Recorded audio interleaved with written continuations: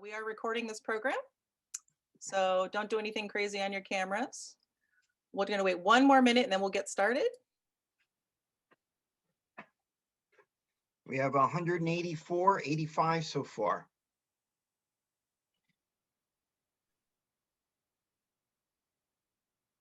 We got a lot of people who said they were going to register. Let's hope they all show up. Yeah, we have bets on how many of y'all are going to join us today. I see Judy. Hi, Judy. Actually, a lot of people that I recognize and know. That's fantastic to be able to see you guys, at least virtually. Can't wait to see you out in the field one of these days, sometime soon. It's the Capital Naturalist Fan Club, Alonso. This is fun stuff. Okay, everybody, it's 12:05. I'm going to keep letting people in, but we are going to get started. I'm Anna Kahanui, co-founder of Capital Nature. We're hosting you today. We're hosting Alonso, and just a few housekeeping things. We are recording, as I mentioned, this program. We will be sharing it with registrants next week.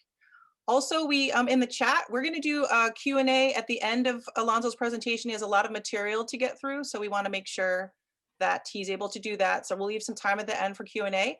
We also are going to stay on till about 1:15. I know this is advertised as 12 to 1, but we are going to stay on if there's some extra questions. So if you have to jump off, no problem. But I just wanted to let you know that we'll be addressing some questions also if we go a little bit long. You feel free to put questions in the chat.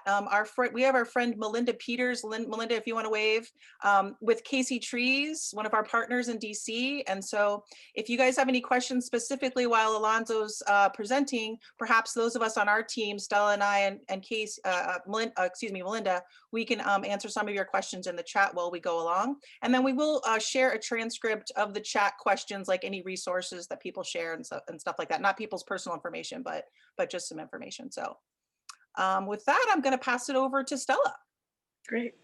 Good day. I'd say good morning. It's somewhere, good morning somewhere in America, but it's lunchtime for us. So many of you might be grabbing your sandwich while you're listening. Welcome to the Secret Life and Folklore of Winter Trees. We're so glad that you've joined us. We were thinking, you know, it's a slower time of year, and what a great time to tell stories.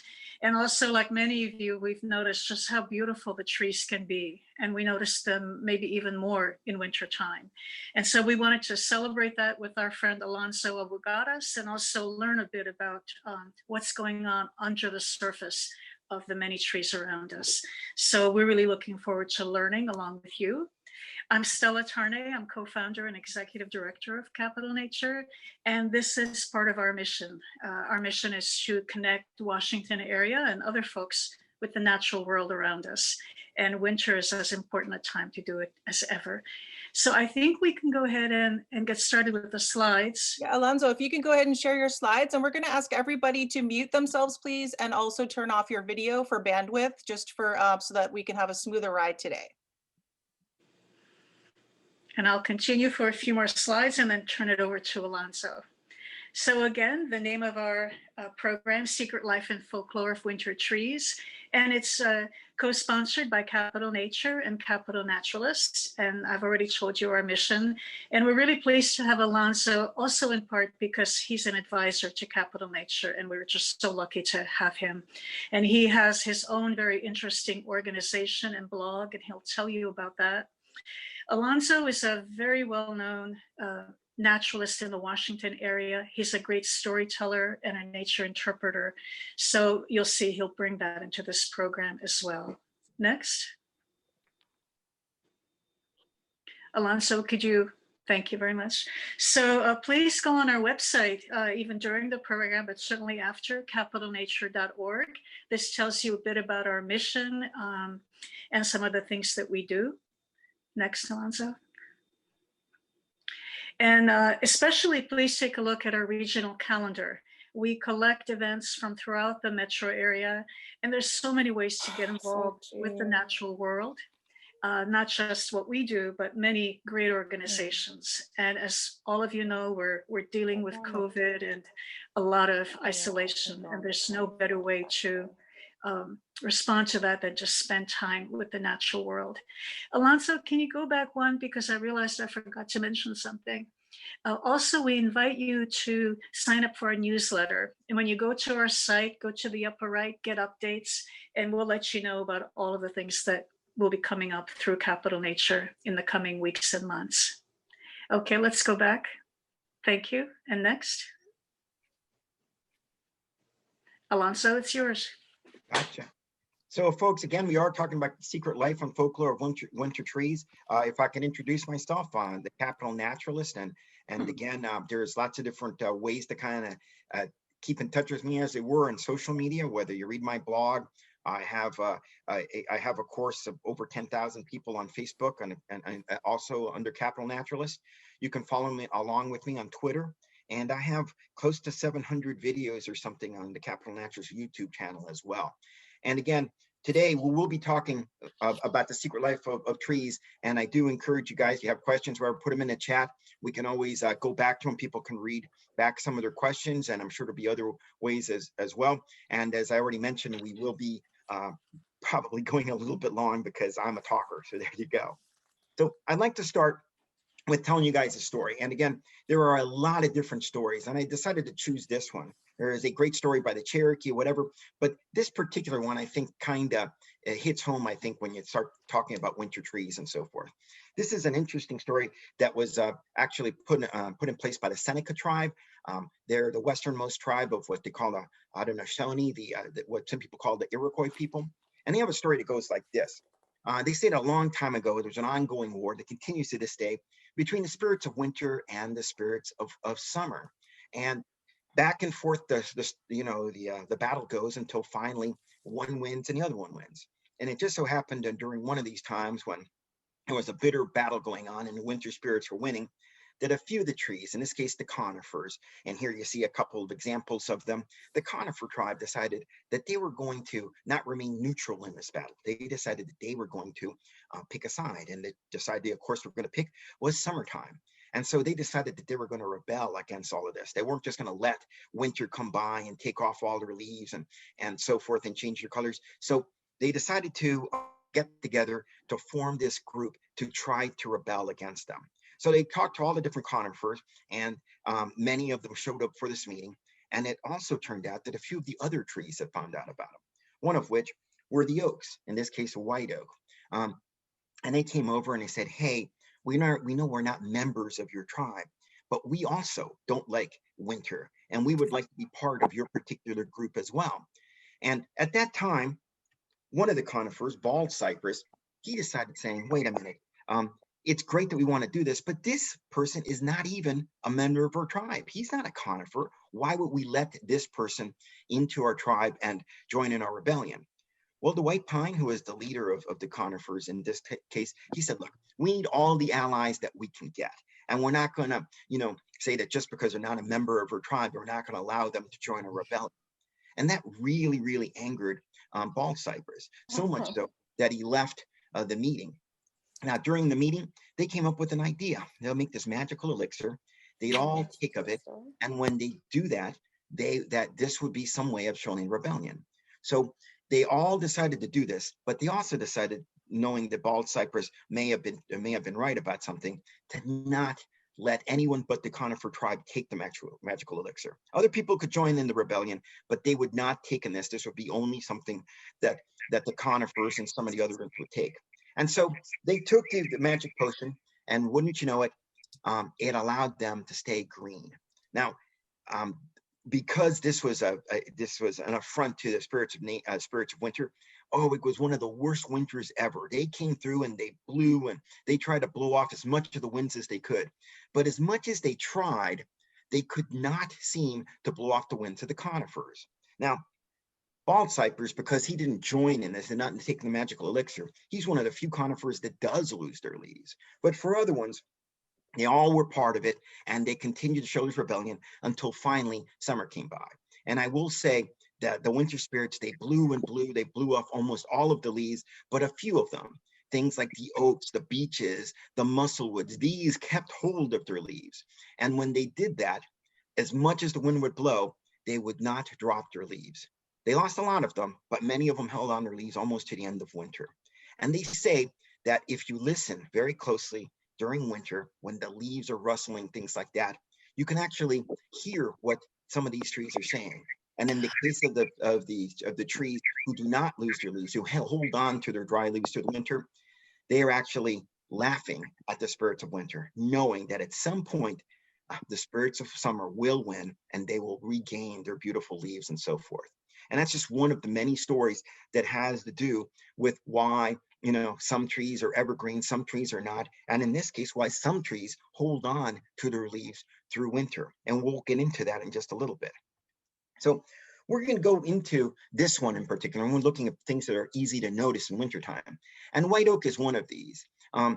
White oak, as you can tell, even in wintertime, and I hope you can see my, my cursor, it does have this shaggy bark that hangs down and so forth. And that's important because that makes it easy to identify even in the middle of winter. This is a very important tree in the woods. It's one of the ones that I think is one of the most important trees as far as a lot of different things that are concerned. So you look at it and you find out across the side there that it hosts over 557 different caterpillar species. And remember, these caterpillars are very important because they feed 96% of our land birds that need them at least when they're raising their young. And not only that, but you have to remember that all of our bats, and we have 17 different species of bats, they actually all feed on insects around here. And guess what? The number one thing that they eat are moths. And what are moths but adult caterpillars? Okay. So again, a very important aspect of winter here. And you see also they host 805 gall species. Many of these are gall wasps. Some are specific to particular species of oak, but many of them are not. And it's amazing how much life an oak can support. Over 40 mammals across North America feed on them, over 60 birds, 61 wood-boring insects. You find out that 21 leaf hoppers make use of this, 37 tree hoppers. And then one other way to kind of notice this is that these that oaks in many cases show marcescence, and that means that they hold on to their dry leaves even through winter. Now, white oaks lose some of it more so than others. The red oaks hold on to their leaves even longer, but that's one easy way to identify some of the different trees, and we'll look at it when we look at some of the other slides, that they hold on to their dry leaves. And that, of course, in the story is what rustles in the wind and is supposedly the laughing of the trees at the spirits of winter. So again, another way to try to identify it, it's holding on to its leaves. And when you do notice this, you notice that because the winds are so much more powerful at the top, the first place that they lose their leaves are up top, and many of them hold on to their leaves, particularly down below. So this is an important thing, not just for that, but it's also important for people. Barrels were made of this because of the way that it's built or so forth. This is a incredible one for shipbuilding as well as for making barrels. And one other thing is that white oaks are usually separated into the white oak group. These are oaks that bear acorns every year and don't have little bristles on the tips of their leaves, versus red oaks, which actually produce acorns every 2 years. And the red oaks and the black oaks are slightly different, but this white oaks provide much more wildlife value than the other ones do. And again, it's kind of a neat thing to know that they do all this kind of stuff. Now, these are long-lived trees, so much so that they were sometimes planted as boundary markers. Some of you guys I know have been to Long Branch Nature Center and Glen Carlin Park. And if you go towards the, believe it or not, the dog park over there, there's a big commemorative marker, something that George Washington had found. And guess what? That marks the spot where a white oak used to be, because the white oak eventually did die several hundreds of years later. But these were used as boundary markers because they're so long-lived. Now, there are some legends that kind of are assigned to this, and one of this is that this attracts lightning. So this is not one. Of course, you probably shouldn't be, if there's lightning, you should be under any kind of trees, but this is one that supposedly tends to attract lightning according to legend, okay? And again, as I mentioned, it's very important for shipbuilding and barrels and so forth. A neat little thing. It was used by people in a variety of different ways. For example, a Cherokee used the bark of it to treat dysentery. They used also the bark for concoctions for when they had sores in their mouth, things like that, for fevers. So it was an important different tree for them as well. So this was an important tree for people, both through legend, both for wildlife, as well as for people themselves. So that's just one of the many trees that we can talk about. So moving on, we look for one that's very easy to tell apart. You know, this is the beech. And beech are pretty interesting trees. They're easy to notice because they have, of course, the very, very clear skin to them. Some people say they look like elephant legs. They're easy to tell.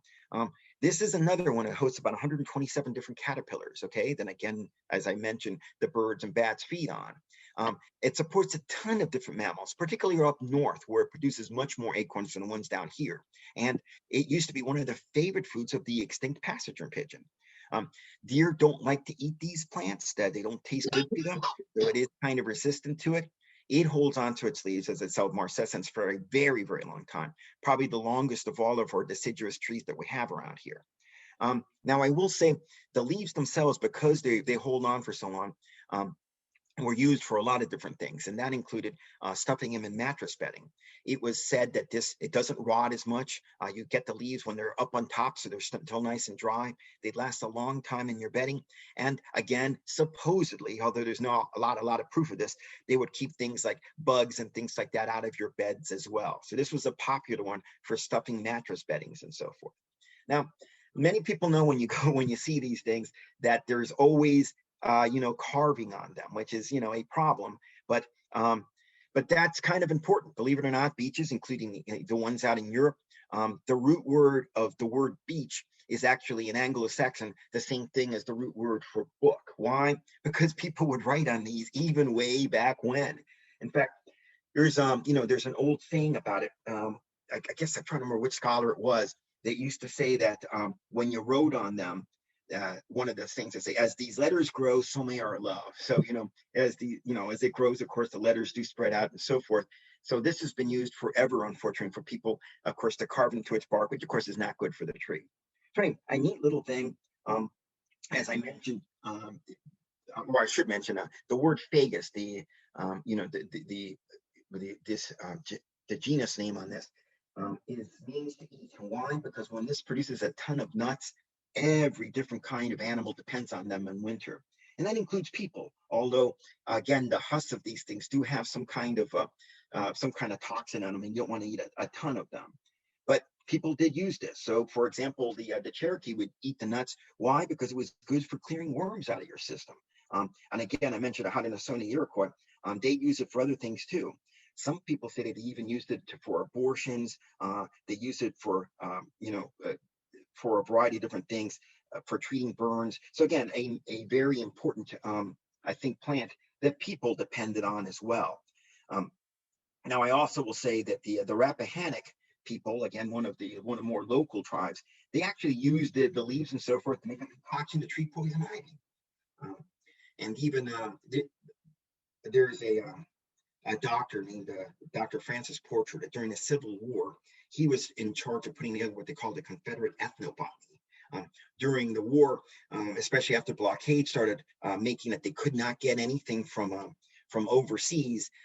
He was charged with trying to find as many important things or substitute for them here in the United States. So I'll mention Francis Portrait a couple of times through here because, again, out of necessity came all sorts of different kinds of uses as well.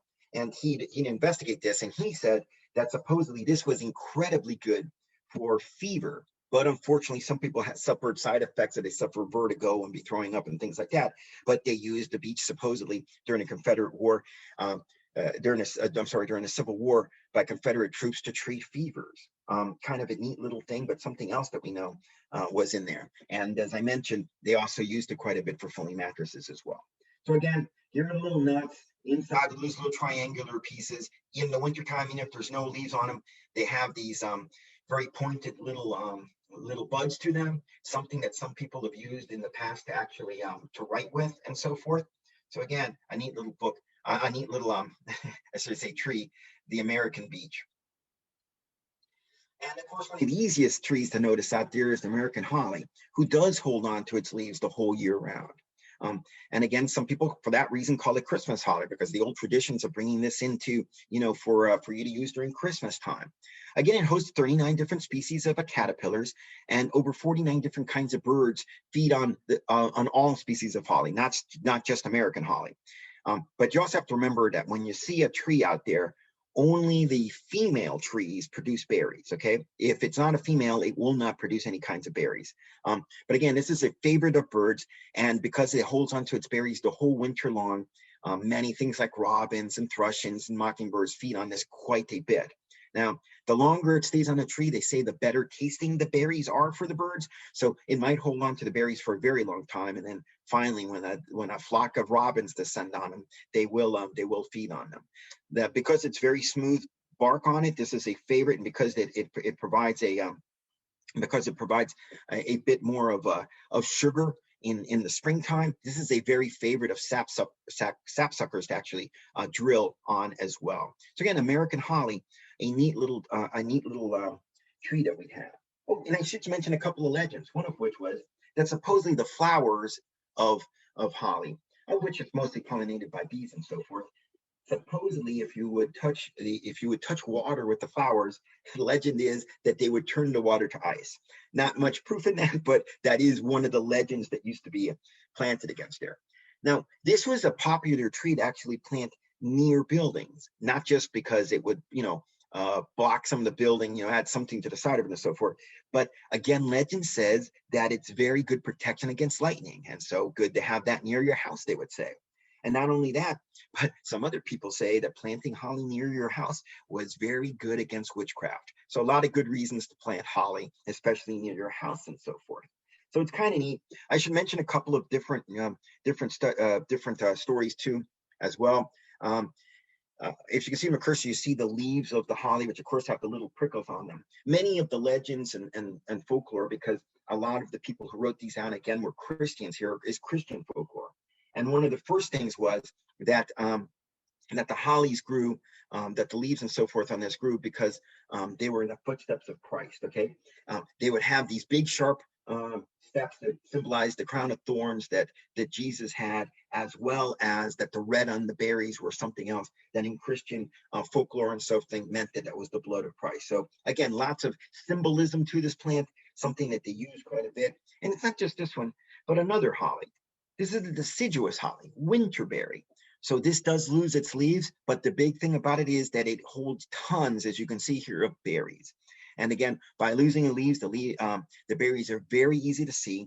After they've been in the cold for a while, they become much more palatable, as I mentioned again, for birds and stuff. And it's very, very it's a tree that's very commonly planted. And again, you have to plant it knowing that if you want these great berries, you have to plant the female tree.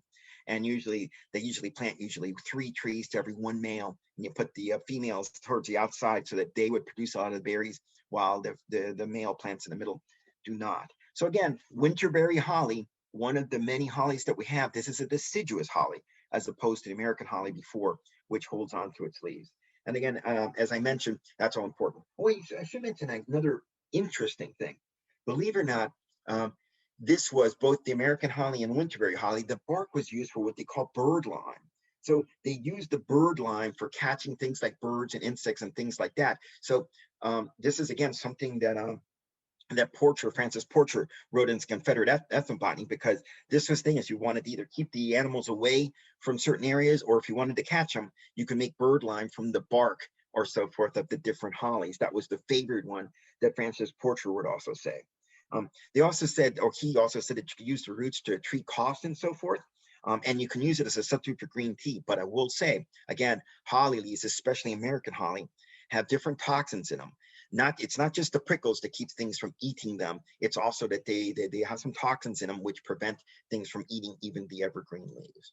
So that's a little bit about hollies. And again, as I mentioned before, you guys have questions or something, just go ahead and put them in the chat and we'll try to address them as soon as we're done with the formal presentation, okay? Hey, Alonso. Yes. This is Anna. This is fantastic. I just wanted to make a note that Yes. when you lean a little bit to the right, we lose your audio. So if you could just we can't hear you as much. So I know it's hard to sit straight, but when you're centered, we hear your audio best. But if you happen to lean over or something, we kind of lose you a little bit. So I just wanted to let you know. Yeah, that is a problem. If you ever see me do presentations, I move around a lot. All right, I will try to keep right in front of the computer so you can hear that better. Well, thank you. Thank you. Okay, so let's go on to Eastern red cedar. This is an interesting plant, very, very common, comes up in lots of different places, and again is evergreen.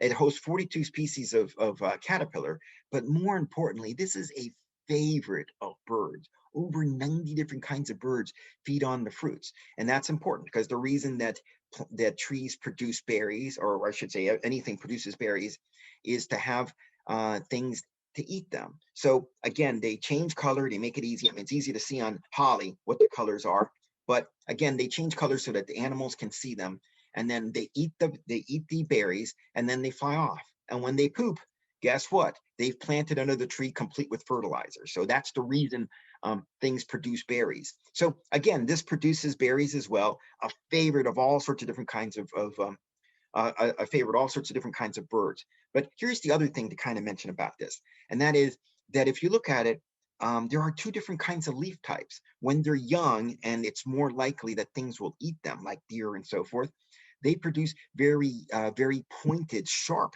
little leaves to them. And so that makes it more difficult for animals to feed on them. But once they get older, and especially the leaves more towards the top, then the leaves are not as sharp anymore. They turn more flat. So if you look at this, the leaves, depending on which cedar you're looking at, can look slightly different. So you'd have to memorize that there's two different kinds of leaves on cedars, oftentimes depending on their age. So that's important. Again, people would also make use of this. So it not only pops up along hedgerows and so forth, which is where the birds land and drop it, but the berries themselves were also used by the Cherokee to treat worms, okay, and to treat rheumatism, colds. They used the wood and so forth for to keep away insects like moths. Again, all sorts of different uses that the Cherokee and other tribes had for eastern cedar. Again, the Chippewa used it for rheumatism. The Pawnee, again, also used it for colds and coughs, and not only for people, but for animals too. So for example, the Pawnee would actually use this thing to actually feed horses that had coughs and stuff, just to treat horses, believe it or not. They of course had to take care of their life of their animals as well. And supposedly, again, according to Pawnee, that if you were near this was supposed to ward off lightning, something that may or may not be true. But again, this is the eastern red cedar, very, very common, a pioneer species that comes in, and especially along the edges of fence rows and stuff where the birds pause to land and eat. And then of course, when they poop, they provide a brand new cedar tree. So if we'll move onwards, we'll look at Virginia pine. Again, there's tons of different pines. This is the most common of the pines that we have around here. Now, if you're looking at pines, one of the best ways to help to identify pines is to look at their needles. And here I'll give you an example of it. And there's lots of different examples. I only put one. So in this case, if you pull off a needle bundle, so you got these needles and they're combined at the bottom in like a papery sheath, and that's called the bundle. And the neat thing about the bundle is when you pull it apart, you can count how many needles it has, and it gives you a very good idea of what kind of native tree you're looking at. So if it spreads out and they're short and thick and you divide them in two, that's Virginia. So V for Virginia, for VA. They're twisted and they're off to the side. On the other hand, if you pull off a bundle and you count 5 of them, well, if it spells out white, W-H-I-T-E, one letter for each needle, and that helps to identify it. It's a white pine. Loblolly, Lob, L-O-B, usually has 3 needles to it. So these are some different ways of helping you to identify the different trees, and it all depends on looking at the needles. Again, this is a conifer, so again, it does produce, in this case, pine cones. So pine cones are long lasting on this. Lots of different names for it, including scrub pine, New Jersey pine. This is one that's used a lot I guess, renew things like old mines and things like that. It can grow in some poor soils and so forth, and so it's a great one to do after you've it's a pioneer, so it can take over a lot of these different places because it loses a lot of its branches lower down and so forth. There's lots of little nooks and crannies, so tons of different kinds of birds like to feed on there. Okay, again, as I mentioned, it's a host for 201 caterpillar species. Again, that helps a lot of different things that are out there, whether they're birds or bats. And again, as I mentioned, there's always some different use for them. In this case, the Cherokee. Again, they would use it for treating worms, for rheumatism, colds, fevers, even measles. And believe it or not, they use it even as for venereal disease. So again, this, along with many different pines, was very useful for people. And again, it is an evergreen that's easy to tell when you're out there again. So that's Virginia pine, right? So now we got to talk about, of course, the Virginia state tree and the Virginia state flower. So we're going to look at flowering dogwood. Folks, there are more than one dogwood. So whenever people hear dogwood, they always think that it's flowering dogwood. This is the larger of our dogwoods, but we have several other kinds out there, okay? But this is the one that most people notice, and it's the most, and it's planted, one, because it's so large, and it's very easy to tell when you're out there. Again, hosts 118 different caterpillar species, and not just flowering dogwood, but this is for all the different dogwoods. 93 different birds feed on the drupes. And even though they look like berries, as you can see up here, they're actually not berries. There's something called the drupe. It's just a different botanical explanation for it, but regardless, that's the proper name for it. It's a drupe rather than berry. 12 different beetles use it. Another thing to kind of remember about it is that it is opposite branching. So if you see the branches, there's one on each side of the branch itself. It's as opposed to opposite, where they alternate up the branch and so forth.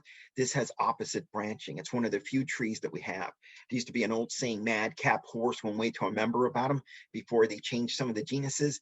Mad would be, M was for maples, A would be ash, D would be for dogwoods, okay? And then caprifoliaceae, those are the honeysuckles and the other types of small little plants that also grew there that have been reclassified. But again, it's a good way of telling them.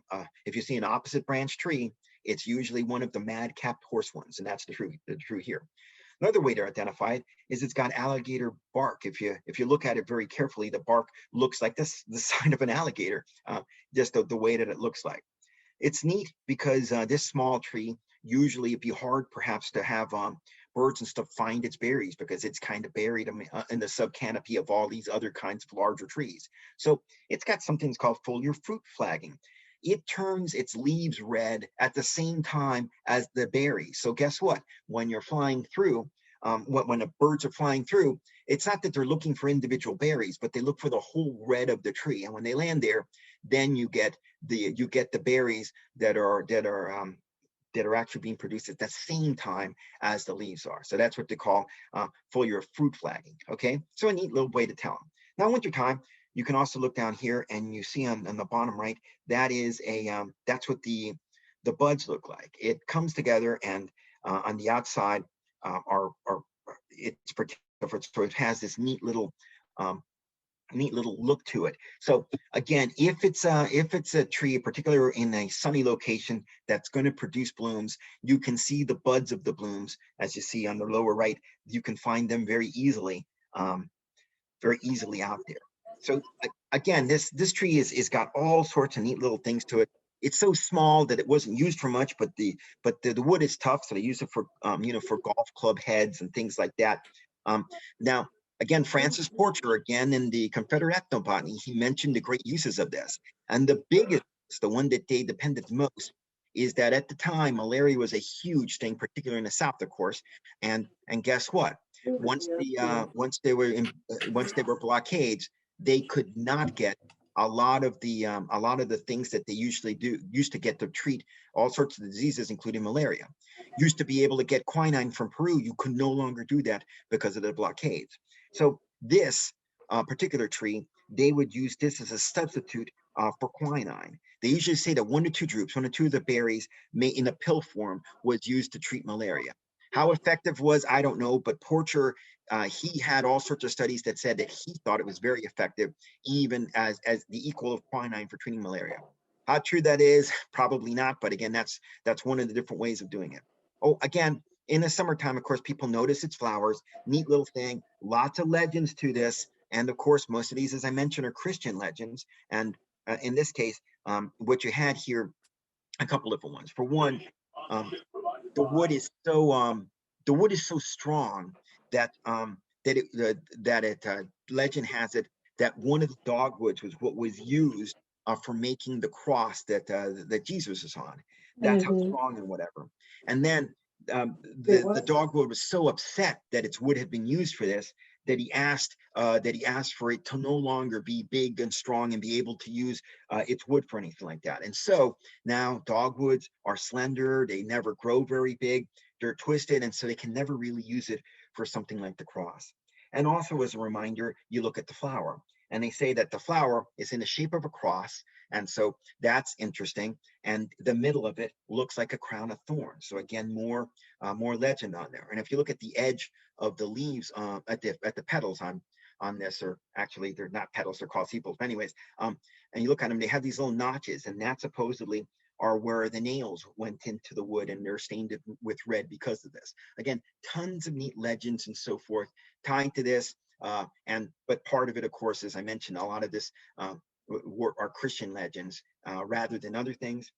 As I mentioned, the Cherokee also used the bark and so forth for headaches and for worms, measles, for the flu, all sorts of wounds. This was a very important plant to the native peoples as well. Used it for ulcers. So again, people have always admired and used a dogwood for a variety of different reasons, and that included both the native people as well as more modern people. So that's a little bit about the flowering dogwood, one of many dogwoods that we have around here. So then we go on to sweet gum, and this is an easy tree to identify in the wintertime. One, because if you look down here at its branches, especially the lower branches, have corky edges to them. The U branches, I should say, have corky edges. So that's kind of a neat little profile and easy to tell apart. And of course, what hangs on them but sweet gum balls. Sweet gum balls are easy to tell in the wintertime, and even without the leaves, although the leaves in this fall also have beautiful coloring to them. Lots of different names for it. It's sometimes called red gum, sap gum, alligator tree, again, because of its bark. Hosts 35 different caterpillar species. A ton of birds feed on the, believe it or not, on the little seeds that are inside the sweet gum balls, okay? Things like goldfinches and siskins and things like that like to feed on this kind of thing. The name, it actually comes from the odor of the sap, okay? The liquid, I love the name for it, liquid amber. It's a beautiful name for the different kinds of sweet gums. They used to be medicinal gum from the sap. People make chewing gum from it, which I have tried before, and it's horrible, but people would use it perhaps more medicinally than anything else. But having chewed on sweet gum in gum form, it is terrible. But they would use it, and again, by chewing on it, supposedly it was good for sore throats, whatever the case may be. And of course, you dip some of the sap or whatever in with whiskey, and it would cure diarrhea. Although I'll tell you one thing, I think it's a great cure whenever you dip anything in whiskey. So who knows? So Peter Kalm, the one who actually mentioned, the one whose name Kalmi, I think, is for what is it? I forgot the name of it. A mountain laurel. He actually studied a lot of different kinds of plants or whatever, and he made an interesting note about this. He said, "Oh, the sweet gum's a beautiful tree. You loved it, whatever. Loved the spiky things, the spiky seed balls on it." But he said, "Look, one big thing he learned about it: don't dance underneath the sweet gum tree." Now, what was he doing dancing under there? I don't know, but that's one of his quotes with, "You don't dance underneath the sweet gum tree," and it's true. This is one, of course, that we don't plant near areas where people will be walking, especially barefoot, because the long-lasting sweet gum balls can last for a while. Moving on. Oh, I'm sorry.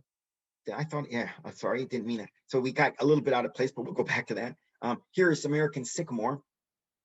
Again, this also has a ton of different names. Ghost tree, buttonball, buttonwood. If you look at it, easy to tell in the wintertime. It has its bark is easy to tell. It's exfoliating bark, so it's easy to tell even in the wintertime. It's a huge tree, one of the largest in girth that we have around here. The fallen leaves last forever. It's one of the last leaves to decay in the wintertime. So the long-lasting leaves, even after it loses it, lying in the ground, is pretty neat. And again, the sweet gum balls, which hang on there, they're not as tough. They don't hurt anywhere near as much as like the sweet gum balls. When the sycamore balls, I should say, don't hurt anywhere near as much as the sweet gum balls. But again, the same type of birds and whatever feed on it. I've seen goldfinches especially take great delight in feeding on the seed balls. Again, 45 different kinds of caterpillar hosted. At least 10 birds eat the seeds that they pull out of here and so forth. Believe it or not, this is one that people would look for. One, because when they found it, they knew it was near water. And if you really, if you really needed to purify water, they say that you could tap this tree and drink the very mild liquidy syrup on it as a substitute for water. So again, a life-saving tree in some cases. Because the trunks are so big, people actually used to use them as stables and barns and hide. Either they would hide in there or they would put their livestock in them, because these trees are huge. Yeah, if you find a 14-foot one, there's still much larger ones, but again, it just shows you how huge these trees can get. All right. So again, very, very neat little types of things. In again, some more stories about them, because figs don't grow around here. When they did plays and so forth, in more temperate areas, they actually would use the big, huge, and again, if anybody who's seen sycamore leaves, they're gigantic. They'd use that as substitute for fig leaves in drawings and in plays and things like that. So again, another little thing about them. Now, I will mention that the Cherokee also used this, again, the bark of this tree and so forth, again, to try to treat fevers, this kind of stuff, diarrhea, measles, a lot of things that people would treat with things made out of the bark and so forth of this tree. The bark is very unusual growing. It's very dense, and because of the grain on it, it doesn't split well. And for that reason, it's been used, for example, for things like butcher blocks and things like that. That's something else that they would make out of this kind of wood. But otherwise, the wood, again, because the grain is not so even or anything like that, it's so hard to split, is not used as much except for things like that. Again, the butcher block. So again, we're nearing the end, but again, I have a couple more to go, and one of these is the witch hazel. Again, another one that if you find it in the wintertime, this is a one that blooms in the wintertime in many of our areas. And so it's common to see here, you can see the beautiful little flowers on there, which are kind of dainty, which really show up in the winter woods. And alongside of them would be the seed pods to them. If you were to break open the seed pods, you would see these little tiny little, you see in the bottom here, these little seeds which are inside these seed pods. But again, you can oftentimes tell this tree by looking for the seed pods that are in the middle of wintertime. And under the right conditions, this is a very interesting tree because of the way that it spreads its seeds. These individual seed pods, when they pop, they can shoot the seed a very good ways, something like 10 feet or so. And again, they say that the sound of it when it's popping is actually pretty noticeable. Although again, you got to be there at just the right time to actually see that happening. So again, 63 different species of caterpillars, and it's mildly astringent. People can still find it, all sorts of different kinds of astringents and so forth. You go to the store, and many of them are still used with witch hazel. That's one of the things. So the witch hazel, there's all sorts of different legends about witch hazel, but one of the ones which comes out the most, and especially I guess locally, is water witching. If you were to get a forked branch, you'd break it off and you'd use that. And the idea is that water witching would help you find fresh water. You could use it supposedly find different kinds of metals and so forth. And so this was used again for water witching. And some people still swear that this is one of the best ones that you can use to find water and other things when you do this kind of thing, dowsing or whatever for these different kinds of things. So lots of neat things about it.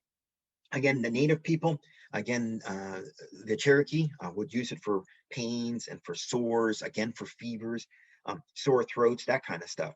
The Haudenosaunee, again, with what some people call the Iroquois, they'd also use it for arthritis and dysentery, for colds. So again, toothaches. This is something that that definitely was important. So a small little tree, easily noticeable, but important to different kinds of people. All right. So there's that. So now we go to musclewood. Here is another one that shows marcescent. So again, it holds on to its leaves well into winter, okay? And especially the leaves on the bottom. So a neat little tree, usually found near water. It's got a ton of different names. It makes it kind of hard to, hard to remember sometimes. And it's very easily confused with another thing that sometimes is also called, hornbeam. So again, it's called American hornbeam, or blue beech, again, because of its wood. The muscle wood, because again, it looks like muscles along the sides, like sinewy muscles along its trunk. This is a small tree, but you see that. Or ironwood, because it's so dense. It's very dense wood as well. Doesn't last very long. Once it falls into the water, it does rot very quickly, but outside the water, it's very dense wood. Another reason that's sometimes called hard beam. So neat thing, holds 68 different kind of caterpillar species. A lot of different birds like to feed on these little these little seeds that are down here on it as well. And again, you can see little grows of this again, usually near water. A neat little tree that a lot of times is easily overlooked, but when you see it, it's great to tell in the wintertime. Just look for the sinewy bark, and you know you got musclewood there. A couple different uses that people have for it. The Cherokee, they'd use it for diarrhea. They would also use some concoctions of it for people that are having urinary problems and things like that. So again, the people also found it useful as well. And then we come to the river birch. Lots of different kinds of birches out there, but again, easy to tell, especially when it's young, because of the peeling off bark on it. Again, it grows near water, easy to tell because of this. It loses some of it when it's larger. It loses a lot of the peeling on it, but again, easy to tell, especially young ones near there. Always growing near water. A neat plant that you can find out there. Sometimes it's called red birch. Over 400 caterpillar species feed on this. It's probably one of the, outside of oaks, it's one of the most useful things for feeding caterpillars that then of course feed the birds and the bats. So incredibly useful. 14 different birds also feed on its different kinds of seeds and so forth. So the word birch, well, believe it or not, so this was considered, and again, not the river birch, but other species of birch have great symbolism. So in Scandinavia, this was actually what was considered Thor's tree, okay? It was used in there, and they said that if you had branches of this or whatever, it was good to protect you against lightning and whatever the case was. But it was but again, it was considered Thor's tree because of that. If you go back to the Victorian age, the word birch in the language of flowers, it was supposed to symbolize grace and meekness. So again, a different thing. So Victorians had all sorts of different kinds of things assigned, mostly the flowers or so forth, and what they called the language of flowers. And that was one of the things about this. So according to the Victorian language, this would have been something that was a symbol of meekness. All right. So way back when, the American Forestry Association, this was their first, what they called their mother tree. So this is the first one that was declared the mother tree of America in 1920. So believe it or not, even back then, people realized how neat this tree was and so forth. And again, it was the first one that was designated as that, the first mother tree of America. Now, people also said, because of the peeling nature of birches, and again, not just river birches, but around here, when Thomas Jefferson sent out Mary Lewis to go out to the West, he said one of the best things, if he was running out of paper or things like that to take notes, what better way to take notes but to take notes on actually the peeling bark of birches. And that was one of the message that he sent to him. He said it was very flexible and so forth. It was, and he thought actually, Thomas Jefferson, it was better than paper. So birches served in that way too. But there's another thing too. Young birch are very flexible. So this was a favorite for use for whipping. So this was one where they would get a piece of it, and this is what they would use as far as punishment and discipline was for using of this kind of thing. As far as the native uses of it, again, the Cherokee used it for diarrhea, for stomach aches, that kind of thing as well. So again, a tree that holds some very significant use or symbolism as well. And again, there's lots of these different kinds of trees out there. So that's the last one I'm going to talk about. And I'd be happy to answer some questions. But while we line up the questions or something, again, I'll put up my little thing here too. But I also, and again, I want to get back to, of course, and of course, I keep passing it. Again, I do want to thank Capital Nature for allowing me to do this presentation. I'm going to tell you one more legend. Again, I've been talking a little bit about the Cherokee because they're a little bit more local, I guess, although not really over here in Northern Virginia. They had a neat little legend as well about this.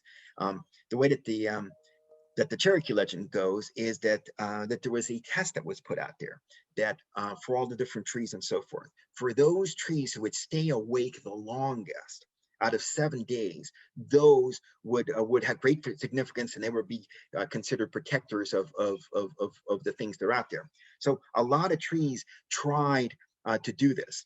And after the first couple of days, several trees started falling asleep and falling away from this. But in reality, Many of them made it to the final stages. And those were the ones that stayed awake all 7 days. Those are the ones that we bestowed upon the red spirits as being evergreens. And that's where they have it. Those who did not became close. Those are the ones that have marcescence, those trees that hold on to their leaves, even if they're dry well into winter. And again, that's just a neat little story that they have. So, they picked out, by the 7th day, things like the pines and the holly and the spruce and things like that.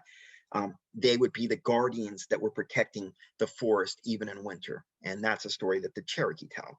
So anyways, but I will now open it up if there's any questions or anything like that. I'd be happy to try to answer them, but that's a quick presentation on this. We'll be doing some other ones later on in the year. I don't know. I don't remember if Anna mentioned we'll be doing one, for example, I believe with Capital Nature later on, that will be all on spring blooming trees. We'll be talking about tree blooms and so forth and the legends and so forth behind that. But anyways, are there any questions or anything? I'd be happy to try to answer them as best I can.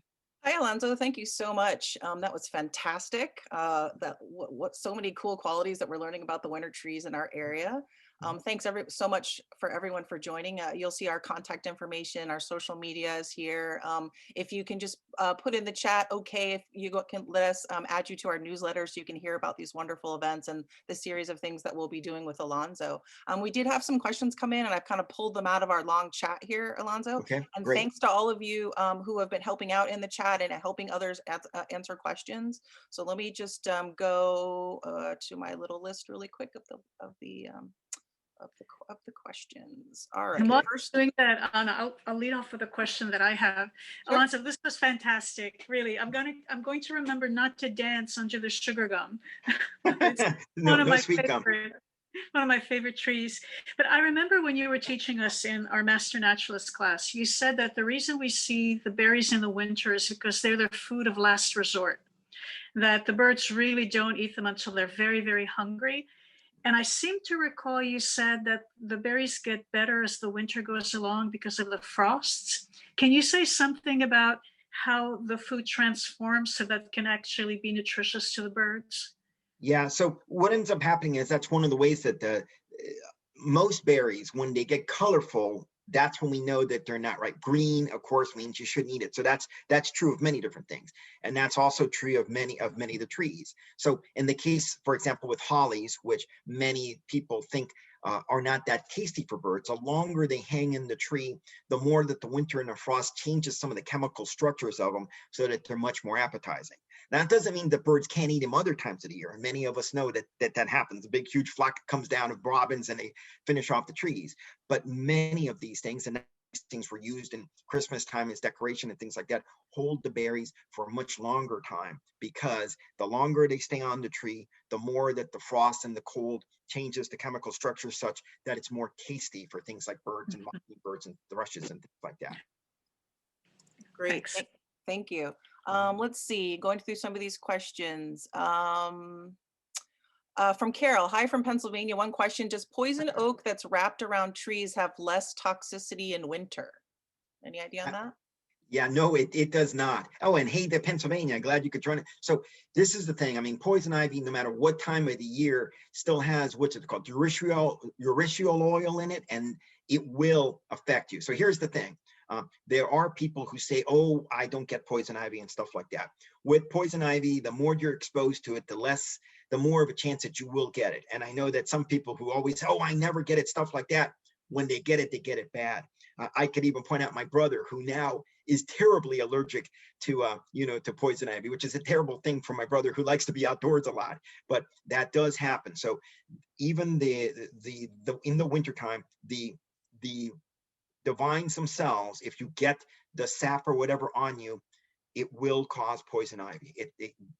Any part of that of the tree will. I will say the berries, they're very attractive to birds. Birds love to eat the berries. So as much as we don't like poison ivy, birds love it. That's one of the ways that spreads in so many different places. It's a favorite of birds for that reason, but we're not birds, so don't mess with it.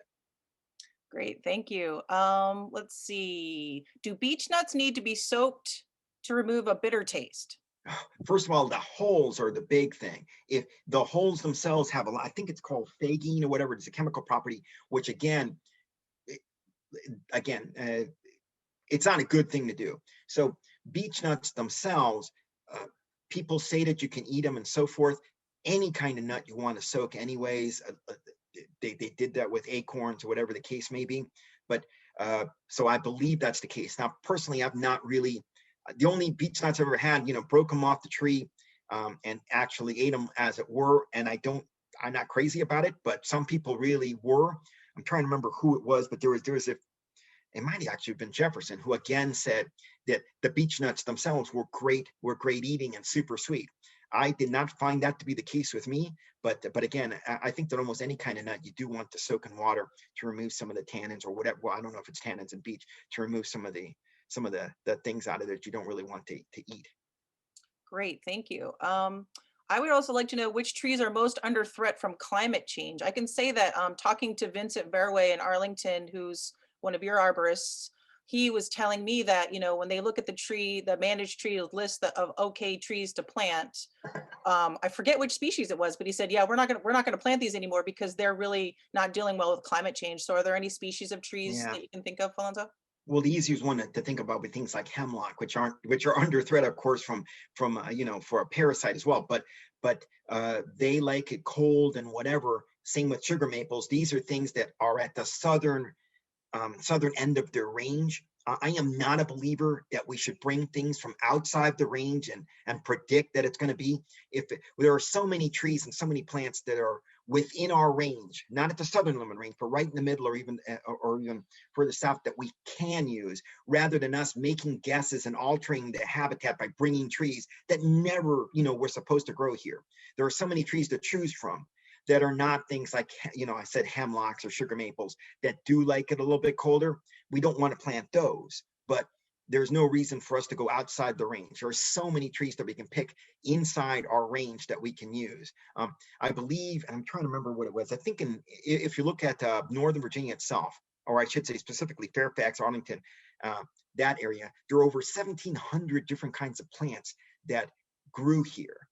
In fact, Arlington County's on here. At one point, as tiny as Arlington was, 28% of the plant species found in Virginia were found in Arlington. So we're in a rich place that we don't need to invent things and bring things from the south. There are tons of plants and trees that we can choose from, of those 1,700 or more, that we can plant here without having to help climate change along by bringing things from the south. I don't believe in that, but again, there's tons of things to choose from, but the ones that most dread are the ones that are at the southern limit of their range, and that would be things like hemlocks and sugar maples and things like that really are northern trees that really should be up there rather than down here.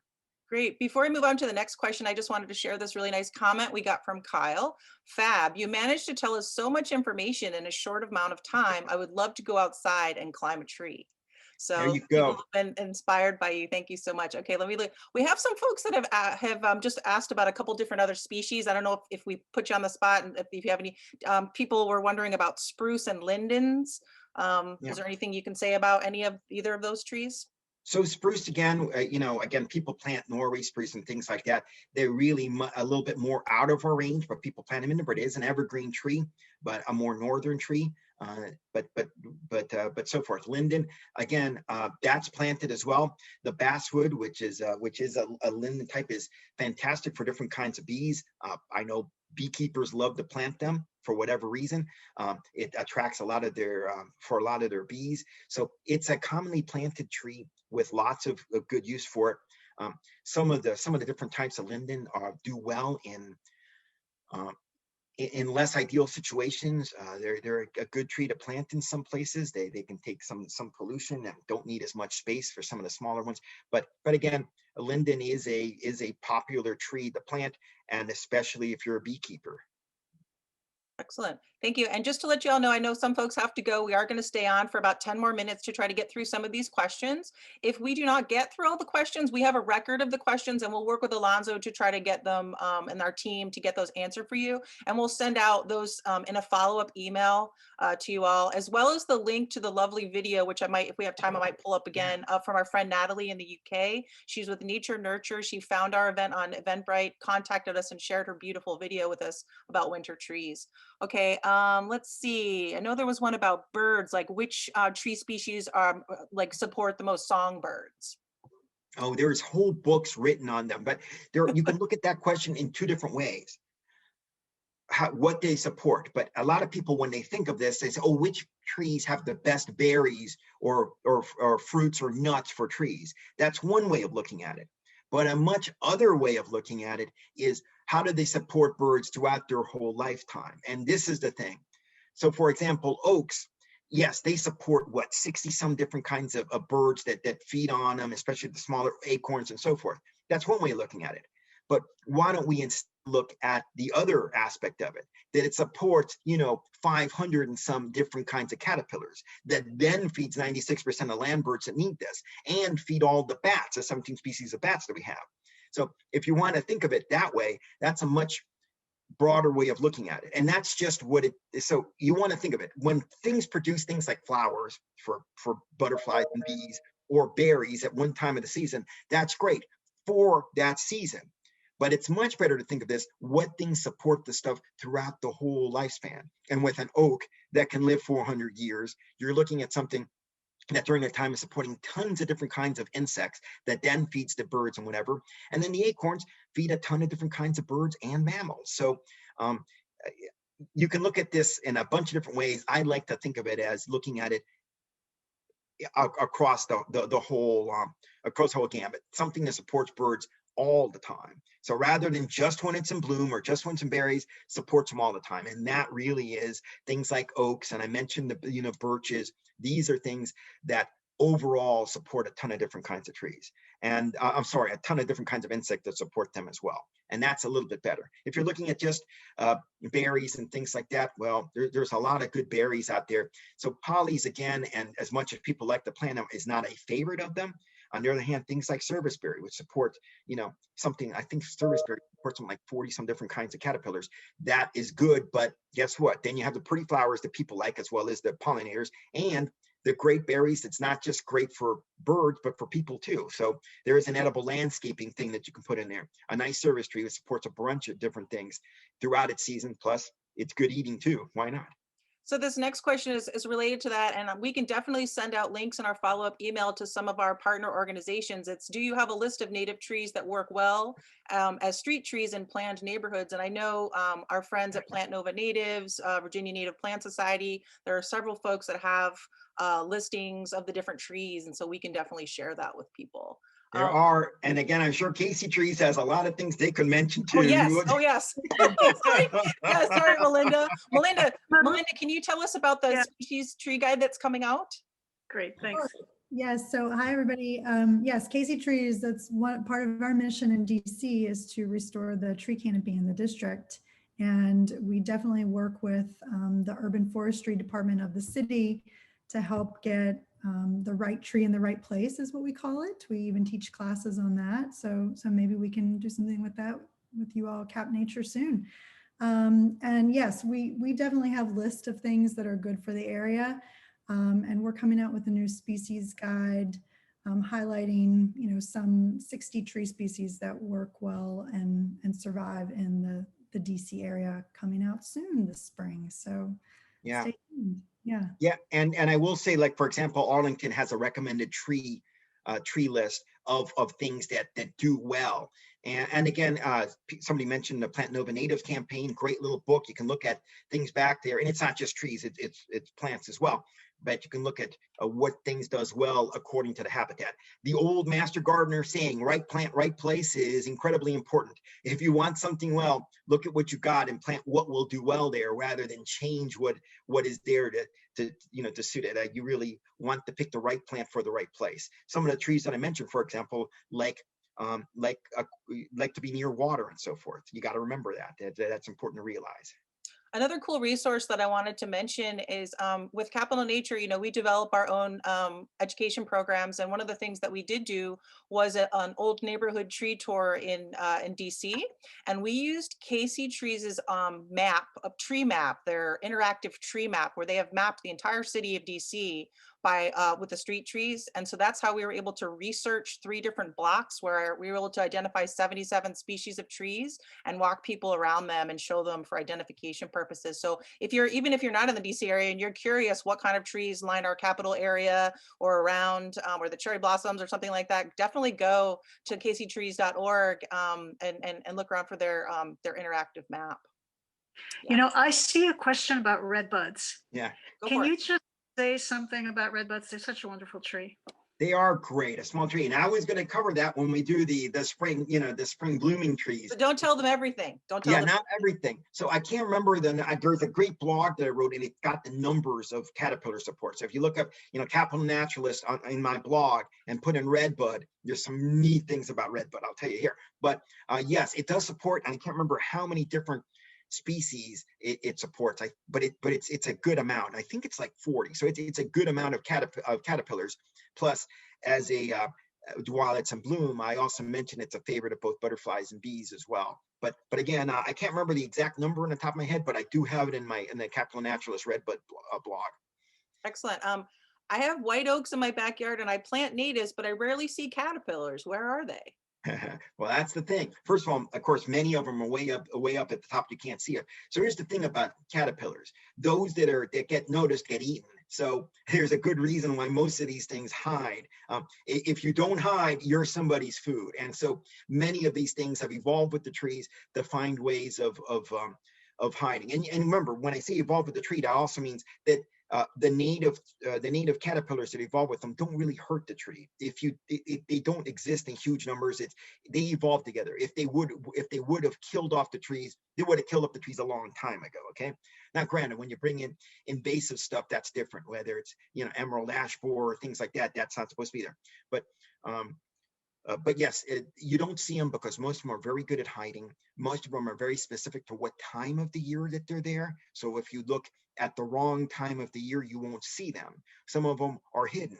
Wood boring things are inside the wood. Those things that live inside the leaves, you don't see them either. So many of them are there, but you don't notice them. And that's good because a lot of people, you plant the tree, probably most people plant the tree and they're not thinking about seeing the insects on there.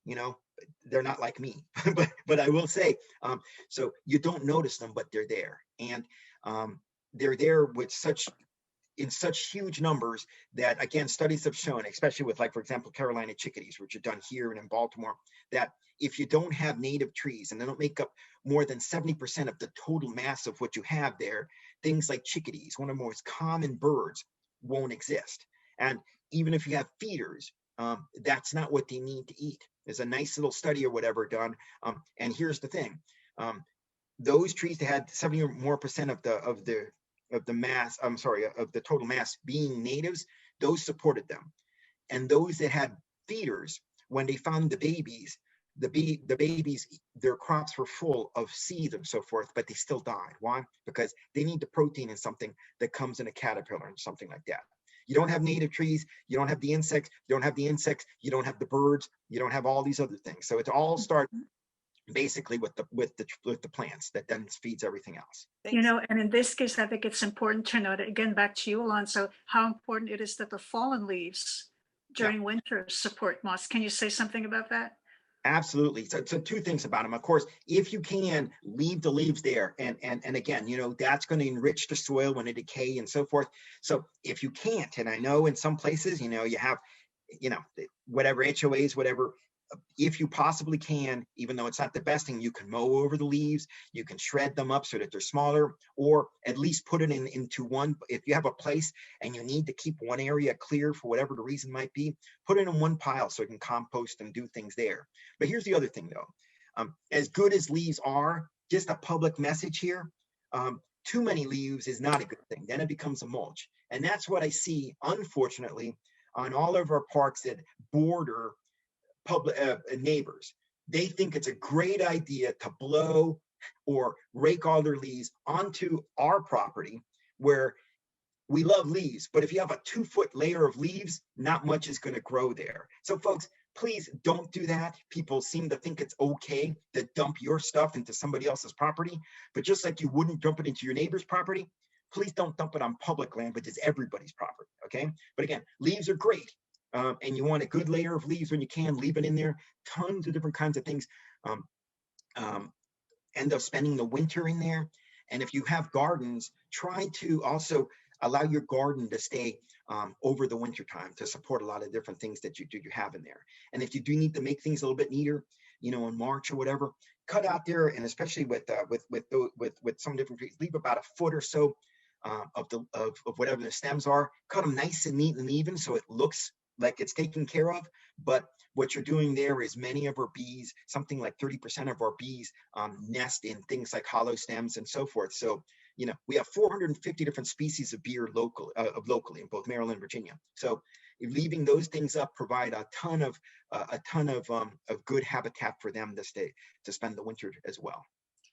Thank you so much. Stella, do you have anything to say before I close this out? We've reached the end of our time. You have anything to say? Feel free. Thanks. Okay, great.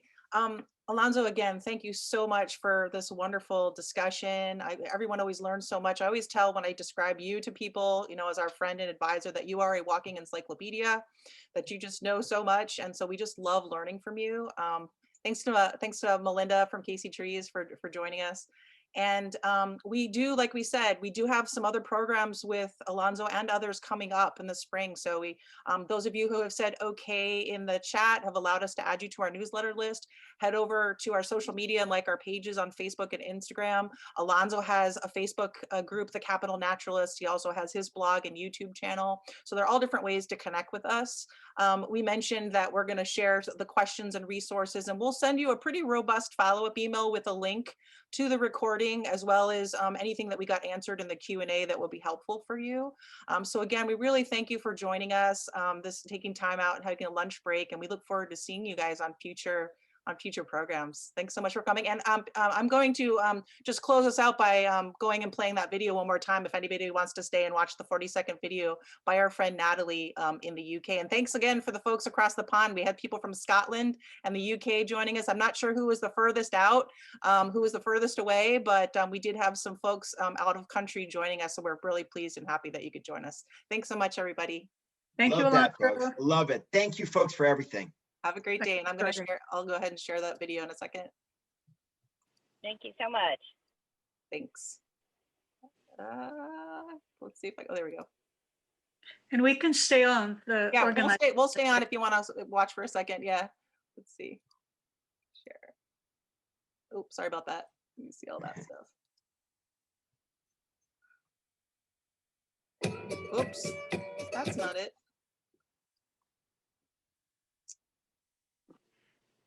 It's fun to see what your desktop looks like on Yeah, it. sorry, everybody gets to see my mess. Let's see if we can go back. I'm just trying to reset. No, that's not it. Oh gosh. All right, I'm gonna stop sharing, you guys. Sorry.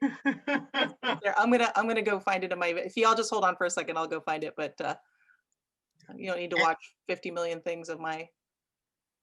And again, folks, there'll be tons of stuff. We're all working together on all of this. I'm happy to work with Capital Nature and help them out in every way that I can. As you guys know, I'm part of the advisory board with them.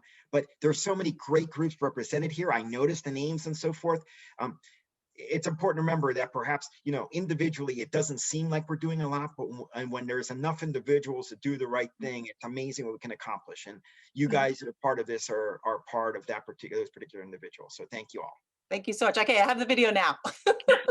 So hopefully this will work. There we go.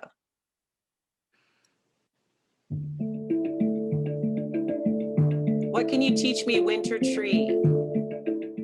In winter, we go through the process of dormancy. We slow down and allocate energy to vital functions. In woodlands, our roots intertwine with mycelium. We share resources and support each other.